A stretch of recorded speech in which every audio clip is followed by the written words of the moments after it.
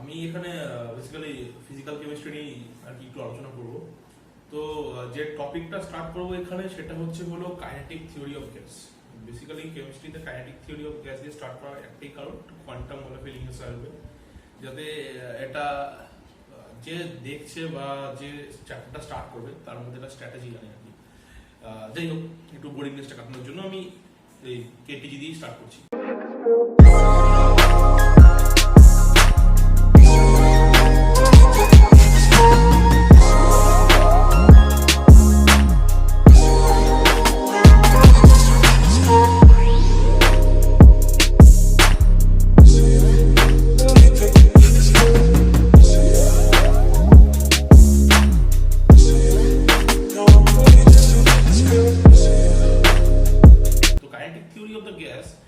এটা জানতে গেলে আগে যে জিনিসগুলো আমাদের জেনে নিতে হবে সেটা হচ্ছিল কাইনেটিক থিওরি অফ গ্যাসের কিছু পস্টিউটস। এই জিনিসগুলো বইতে সুন্দরভাবে আলোচনা করাই থাকে। তো যে ইম্পর্টেন্ট টপিকটা সেটা পস্টিউটসগুলোর মধ্যে কিছু ইম্পর্টেন্ট পয়েন্টস আছে, যেমন বলছে যে এখানে যে পার্টিকেলসগুলো আছে তার মধ্যে কোনো ধরনের অ্যাট্রাকশনস আর রিপালশনস ফোর্স নেই। ওকে, আবার একটা পস্টুলেটস বলছে যে যখন দুটো পার্টিকেলের মধ্যে কলিশন হচ্ছে, তো কলিশনের ঠিক আগে যে মোমেন্টাম অ্যান্ড কলিশনের ঠিক পরে যে মোমেন্টাম, এই দুটো সেম। তো এগুলো হচ্ছে ইম্পর্টেন্ট পস্টুলেটস। তো এই পস্টুলেটসগুলো জানার সঙ্গে সঙ্গে যখন আমি স্টার্ট করছি ম্যাক্সওয়েল ডিস্ট্রিবিউশনস দিয়ে, এটা খুব ইম্পর্টেন্ট জিনিস। আর ম্যাক্সওয়েল ডিস্ট্রিবিউশনসটা এমন একটা জিনিস যেটা আর কি পরবর্তীকালে বেশ কিছু জিনিস জানতে অনেকটা হেল্প করবে। তো কি করে আমি ডাইরেক্ট এইভাবে দেখাবো না যে ম্যাক্সওয়েল ডিস্ট্রিবিউশনস এটা, আমি দেখাচ্ছি কি করে ম্যাক্সওয়েল ডিস্ট্রিবিউশনসটা তৈরি করা হলো, ঠিক আছে? তো এই ম্যাক্সওয়েল ডিস্ট্রিবিউশনস জানতে গেলে আমাদের কিছু আগে ম্যাথমেটিক্যাল ফান্ডা আর ম্যাথমেটিক্যাল কনসেপ্টস জানতে হবে। আমি এখানে এই ম্যাথমেটিক্যাল ফান্ডা আর কনসেপ্টসগুলোই জানবো। তো তার আগে আমি একটা কথা বলে দিই, এটা খুব ইম্পর্টেন্ট। সেটা হলো isotropy. What is isotropy? For a particular particle, প্রত্যেকটা পার্টিকেলের জন্যই কিন্তু অল ডাইরেকশনস আর ইকুয়ালি প্রভাবেবল, ঠিক আছে? একটা পার্টিকেল, তার জন্য প্রত্যেকটা directions equally probable. This is called isotropy, ঠিক আছে? এই আইসোট্রপি ছাড়াও আরো একটা ইম্পর্টেন্ট যে ব্যাপার আছে সেটা হলো আমি বলবো, এখানেই বলবো, সেটা হলো স্টেডি স্টেট অ্যাজাম্পশনস। আর একটা আছে অর্থোগোনাল প্রপার্টি। তো এগুলো আসছে। তো আইসোট্রপিটা হেল্প করে কোন জায়গায় না, একটা আমি ধরলাম এই ম্যাক্সওয়েল ডিস্ট্রিবিউশনসটা সেটা মেইনলি ভেলোসিটি ডিস্ট্রিবিউশনস, ঠিক আছে? Velocity distribution. তো ভেলোসিটি ডিস্ট্রিবিউশনে আমি একটা পার্টিকুলার ভেলোসিটি রেঞ্জের মধ্যে আমি কতগুলো পার্টিকেল পাওয়ার প্রবাবিলিটি, কতগুলো যে পার্টিকেল পাবো, এই যে প্রবাবিলিটি, এটাকে ডিফাইন করি। তো এই যে ভেলোসিটি, থ্রি ডাইমেনশনাল স্পেসে যখন আমি একটা পার্টিকেল নিচ্ছি, তখন যে তার ভেলোসিটি থাকে, সেই ভেলোসিটিটা functions of vx, vy and vz, but the vx, vy and vz's are the components of x axis, y axis and z axis. The v is a function, v define the probability, v define the velocity, and v is the function of vx, vy and vz's. And these vx, vy and vz's are independent of each other. The change of one component in a particular axis does not affect on the other components of the axis. এটাই হলো isotropy. এই আইসোট্রপিটা আমাদের help করবে। তো আগে mathematical concepts আর fundamental জেনে নিই, তারপর আমি এগুলো নিয়ে আর একটু ডিটেলসে যাচ্ছি। তো আজকে যেটা স্টার্ট করবো সেটা কাইনেটিক থিওরি অফ গ্যাসের ইন্ট্রোডাকশনটা। তার আগে কিছু ম্যাথমেটিক্যাল ফান্ডা যেগুলো আমি বললাম সেগুলো আর কি দেখে নেওয়া প্রয়োজন। তো ফার্স্ট যেটা আসছে ম্যাথমেটিক্যাল কনসেপ্টের মধ্যে সেটা হলো average property. First average property. Okay, average property কি করে এক্সপ্রেস করা হয়? ধরে নিচ্ছি একটা জায়গায় কিছু পার্টিকেলস আছে, টোটাল নাম্বার অফ পার্টিকেলস হলো N. N equal to total number of particles, N total number of particles.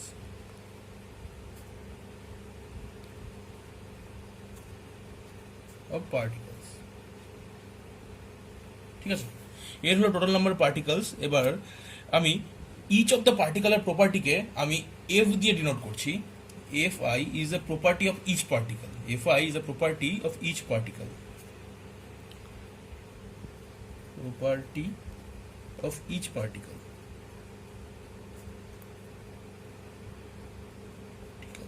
তো অ্যাকর্ডিং টু ডেফিনেশন যেইভাবে আর কি এভারেজ প্রপার্টিটাকে আমি দেখাবো সেটা হলো that F average equal to that summation of fi, that I equal to 1, 2, 3 by n.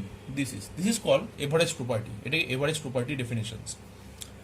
Second কি করে দেখাতে পারি, ধরলাম n নাম্বার যে টোটাল পার্টিকেলসগুলো আছে সেগুলো কতগুলো আমি বাঞ্চে ডিভাইড করে দিচ্ছি, দ্যাট এই বাঞ্চগুলোকে আমি স্মল হাতের n দিয়ে ডিনোট করছি।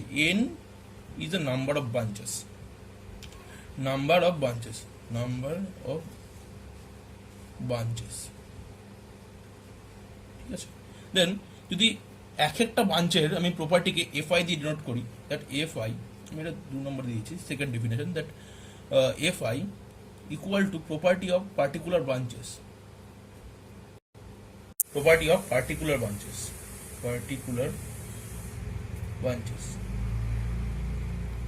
দেন আমি যদি এভারেজ প্রপার্টিটাকে দেখাতে চাই, then f average that equal to summation of small ni fi n j করে দিই, হ্যাঁ, where j equal to 1, 2, 3 dot dot dot and I equal to similarly 1, 2, 3 dot dot dot by n. This is the average property definition, ঠিক আছে। এবার এটাকে আমি এইভাবেও লিখতে পারি, that ni by capital N into total number of particles into fi, এটাকে আমি যেভাবে লিখতে পারি, that summation of pj fi. What is p? p is an probability, p is the probability. তো এটা প্রবাবিলিটি ডেফিনেশন থেকে আসে। তো আমি একটা এফ এভারেজকে, কোনো প্রপার্টি এভারেজকে আমি প্রবাবিলিটি দিয়ে এইভাবে কিন্তু ডিফাইন করতে পারি। এটা একটা আসলো আমার এভারেজ প্রপার্টি ডেফিনেশনস। সেকেন্ড যেটা আসলো আর কি, সেটা হচ্ছে হলো ইম্পর্টেন্ট, সেটা হচ্ছে হলো আমরা কতগুলো ডিফারেন্সিয়েশন ফ্যাক্টর জানি, ঠিক আছে। আমি এখানে ডিফারেন্সিয়েশন ফ্যাক্টরগুলোকে নিয়ে আলোচনা করছি, দ্যাট এই ডিফারেন্সিয়েশন ফ্যাক্টরগুলো নিয়ে আমি স্টার্ট করছি। তো এই যে ডিফারেন্সিয়েশন ফ্যাক্টরগুলো আছে, সেই ডিফারেন্সিয়েশন ফ্যাক্টরগুলো কিন্তু আমরা বিভিন্নভাবে লিখে থাকি। তো দেখি যে ডিফারেন্সিয়েশন ফ্যাক্টরগুলো কী কী। দ্যাট এই যে ডিফারেন্সিয়েশন ফ্যাক্টরগুলো আছে, আমি এখানে আলোচনাতে যাচ্ছি। ডিফারেন্সিয়েশন ফ্যাক্টর আমরা সচরাচর এগুলো ইউজ করি, that del x, delta x and dx, 3 ধরনের ডিফারেন্সিয়েশন ফ্যাক্টর। ওকে, এই যে ডিফারেন্সিয়েশন লেখার যে ধাঁচগুলো, সেগুলো এক একটা কিন্তু প্রত্যেকটা কিন্তু একই জিনিস না, সেগুলো এক একটা জিনিস এক একটা জিনিসকে ডিফাইন করে। What is del x? এই যে del x, this is an finite change on x, this is finite change on x, finite change on x. Okay, finite change on x, এগুলোকে আমরা সহজে হিসাব করে নিতে পারবো হাতে গুনে। তো এগুলোকে এইভাবে ডিফাইন করা হয়, that x final minus x initial. Second যেটা আছে সেটা হচ্ছিল delta x. What is delta x? Delta is called infinitesimally small change on x. This is infinitesimally small change on x. Infinitesimally small change. Basically, this is undefined. ঠিক আছে, small change on x. কিন্তু এই যে dx যেটা আছে, ডিএক্সটা কিন্তু অতটা সোজা না, this is not so easy. ডিএক্সটা জানতে গেলে আমাদের আগে যে জিনিসটা জানা দরকার সেটা হচ্ছে হলো ডিপেন্ডেন্ট ভেরিয়েবল, ইন্ডিপেন্ডেন্ট ভেরিয়েবল। ওকে, তো আমি ডিএক্সের ডেফিনেশনটা যাওয়ার আগে আমি সেই জায়গাটা বলছি, that x is a function of y. কোনটা ডিপেন্ডেন্ট ভেরিয়েবল, কোনটা ইন্ডিপেন্ডেন্ট ভেরিয়েবল? এক্স কিন্তু এখানে ডিপেন্ডেন্ট ভেরিয়েবল, ওয়াই কিন্তু এখানে ইন্ডিপেন্ডেন্ট ভেরিয়েবল। তো ডিএক্স এর ডেফিনেশনটা কিছুটা এরকম, that in a limiting condition,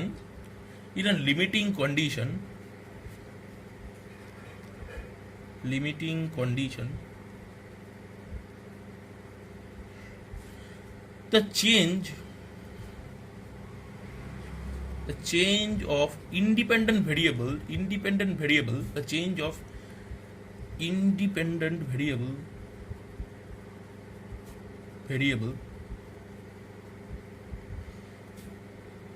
tending to zero. The change of independent variable tending to zero. Now, kothay in a limiting conditions. In a limiting conditions, the change of independent variable tending to zero, corresponding change of dependent variable. This is called dx. Tending to zero, corresponding change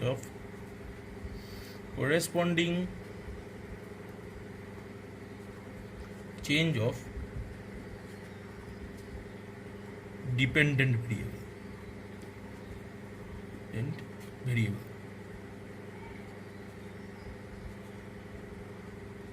Okay, this is dx. That dx equal to limit that del y tends to 0 del x. This is called dx. এটা কিন্তু dx এর definition. ওকে, এই ধরনের differentiation ফ্যাক্টরগুলো আমাদের কেটিজি পড়ার আগে কিন্তু আমাদের এগুলোকে জেনে নিতে হবে। তো দেন আরও একটা ইম্পর্টেন্ট জিনিস যেটা আছে সেটা হলো gamma function. Gamma function is an exponential function. তো গামা ফাংশন ইন্টিগ্রেশনটা খুবই ইম্পর্টেন্ট এই ম্যাক্সওয়েল ডিস্ট্রিবিউশনের জন্য। তো সেটাও একটু আমরা দেখে নেওয়ার চেষ্টা করছি। দেখে নেওয়া যাক গামা ফাংশনটা।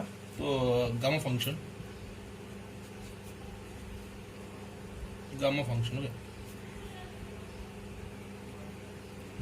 গামা ফাংশন আমি অত ডেপথে যাচ্ছি না, এটা একটা ম্যাথামেটিক্সের পার্ট, মানে সব কিছু তো ম্যাথামেটিক্সেরই পার্ট। তো এই জায়গাটা ডেপথ থেকে দেখলে অনেকটাই টাইম লাগবে। জাস্ট আমি বলে দিচ্ছি এই যে গামা ফাংশন যেটা আছে সেই গামা ফাংশনের ডেফিনেশনটা কেমন হয়। তো গামা ফাংশনের ডেফিনেশনটা কিছু এরকম, যদি এই ধরনের ইন্টিগ্রেশন যদি আমরা দেখি 0 to infinity x to the power n minus 1 e to the power minus s dx। Gamma function একটা এক্সপোনেনশিয়াল ফাংশন, আমি আগেই বললাম। এই ধরনের যদি ডেফিনেশন, এই ধরনের যদি আমরা ফর্ম দেখতে পারি তাহলে সেগুলোকে গামা ফাংশন দিয়ে আমি আর কি প্রকাশ করবো, দ্যাট গামা অফ এন। এই ধরনের কিন্তু ইন্টিগ্রেশনের অ্যান্সার এরকম গামা অফ এন হয়। That integration 0 to infinity x to the power n minus 1 e to the power minus x dx equal to gamma of n. This is called gamma function. এটা খুবই important function. এই ফাংশনটা আমাদের Maxwell distribution করতে গিয়ে সচরাচর প্রায় সমস্ত জায়গাতেই লাগবে। এরপর যে জায়গাটাতে আসবো সেটা হলো probability distribution and probability density. First যেটা আসছে সেটা হলো probability density.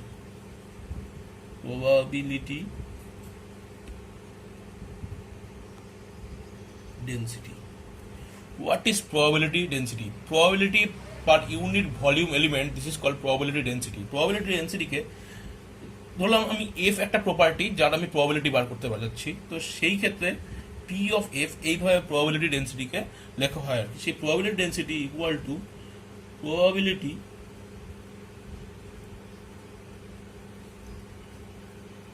per unit volume element. This is called probability density. Then যেটা আসে সেটা হলো probability distribution.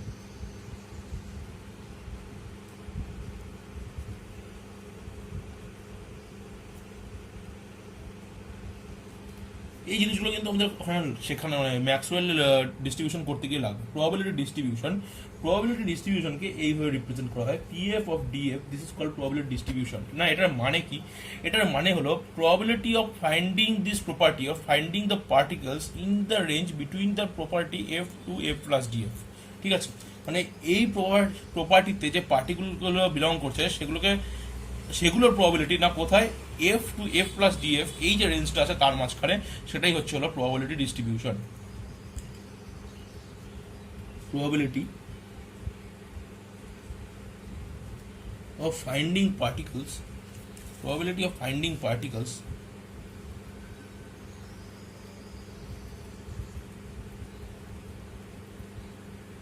in the range of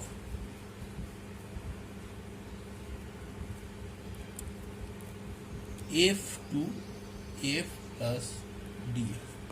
এই যে রেঞ্জটা আছে তার মধ্যে সেই প্রপার্টির পার্টিকেলগুলো বিলং করছে তার যে প্রবাবিলিটি, সেটাই বলা হচ্ছিল প্রবাবিলিটি ডিস্ট্রিবিউশনস। ওকে, এরপর যেটা জানবো সেটা normalization of a function. Integration minus infinity to infinity p f d f. আমার একটা ফাংশন মাইনাস ইনফিনিটি আমি ইন্টিগ্রেট করছি, সেটা equal to 1। This is called normalization of a function, and this function is called normal function.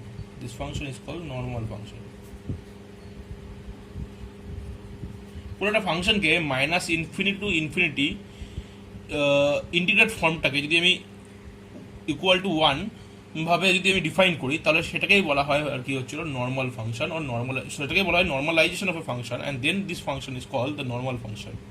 যদি minus infinity to plus infinity pf df equal to c is an any constant, যদি এরকম টার্মে পাওয়া যায়, then minus infinity to plus infinity pf by c df equal to 1, and this function is called the normal function.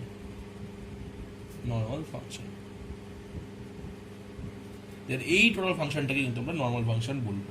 যদি এরকম constant টাইমে পাওয়া যায় তাহলে সেটাকে নর্মালাইজেশন করে নিতে হবে। This is called normal function. এই যে কনসেপ্টসগুলো আমাদের আর কি ম্যাক্সওয়েল ডিস্ট্রিবিউশন করতে গিয়ে খুব ইম্পর্টেন্ট বা বিভিন্ন জায়গায় কাজে লাগবে। এরপর কিছু প্রপার্টি যেগুলো আছে গ্যাসের, সেই প্রপার্টিগুলো নিয়ে আমি আলোচনা করছি। তারপর ইন্ট্রোডাকশনটা এই প্রপার্টিগুলো আলোচনা করে শেষ করবো, অ্যান্ড দেন পরের ভিডিওটাতে আমি ডিস্ট্রিবিউশনটা স্টার্ট করবো আর কি।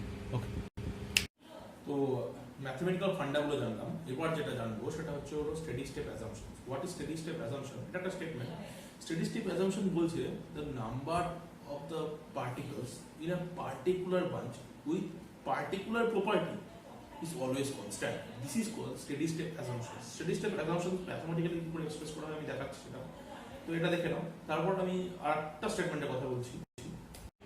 এবার যেটা বলছিলাম স্টেডি স্টেপ অ্যাজাম্পশন একটা important property of a gas, ঠিক আছে?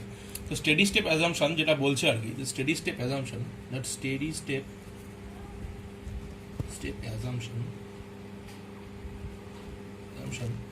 এটা বলছে যে number of particles in a particular bunch with a particular property is always constant. ধরলাম একটা বাঞ্চ যার মধ্যে নাম্বার অফ পার্টিকলস যেটা আছে সেটা হচ্ছে হলো n with the particular property. ধরলাম যেহেতু ম্যাক্সওয়েল ডিস্ট্রিবিউশন আমি ভেলোসিটি দিয়ে বলছি, তো with the particular property ci, এই যে টোটালটা, this is always constant, that called steady state assumption, ঠিক আছে? তো এই স্টেডি স্টেপ অ্যাজাম্পশনটা আমি একটু একটা এক্সাম্পল দিয়ে বলার চেষ্টা করছি। ধরে নিলাম একটা বাঞ্চ, যে বাঞ্চটা এভারেজ ভেলোসিটি যেটা আছে, মানে টোটাল অল ওভার যে ভেলোসিটি বাঞ্চটা, সেটা ধরলাম 30 মিটার পার সেকেন্ড, ঠিক আছে? এরকম একটা ভেলোসিটি নিয়ে বাঞ্চটা চলছে। তো বাঞ্চের মধ্যে ধরলাম 10টা পার্টিকেল আছে। এবার যদি এরকম হয় কোনো কারণে যে এই যে 10টা পার্টিকেল, তার মধ্যে 15টা পার্টিকেল চলে গেল 60 মিটার পার সেকেন্ড ভেলোসিটিতে, ঠিক আছে? মানে ডাবল হয়ে গেল। তাহলে তার মধ্যে কিন্তু বাকি যে পার্টিকেলগুলো আছে সেগুলো কিন্তু তাদের ভেলোসিটি আবার হাফ করে দেবে, মানে অর্ধেক করে দেবে। যা ভেলোসিটি নিয়ে চলছে তার অর্ধেক করে দেবে। তো এইভাবে ব্যালেন্স করবে। তো কিন্তু সেই বাঞ্চটার মধ্যে যে পার্টিকেলগুলো আছে তাদের নাম্বার চেঞ্জ হবে না। এরকম কখনোই হবে না যে বাঞ্চটার মধ্যে ধরলাম 10টা পার্টিকেল যেটা বলছিলাম, তার মধ্যে কিছুটা পার্টিকেল বেরিয়ে গেল, বাদ বাকি পার্টিকেলগুলো মিলে আবার নিজের ভেলোসিটিটাকে কম্পেনসেট করলো। বাট সেটা কিন্তু কখনো হবে না। যতগুলো পার্টিকেল আছে ততগুলোই কিন্তু থাকবে, ঠিক আছে? যদি অর্ধেকগুলো নাম্বার অফ পার্টিকেল যদি ভেলোসিটি বেড়ে যায়, তাহলে অর্ধেক নাম্বার অফ পার্টিকেলের ভেলোসিটি কমে যাবে। এইভাবে কম্পেনসেট করবে। কখনোই এমন হবে না যে পার্টিকেলগুলো বাঞ্চ থেকে বেরিয়ে হচ্ছে হলো কম্পেনসেট করবে। এটা কখনোই সম্ভব না। This is called steady step assumptions, ঠিক আছে? আরও একটা প্রপার্টি যেটা ইম্পর্টেন্ট প্রপার্টি আমি বলবো এরপর, সেটা হচ্ছে হলো অর্থোগোনাল প্রপার্টি। ওকে, তো আশা করি স্টেডি স্টেপ অ্যাজাম্পশনটা বোঝা গেল।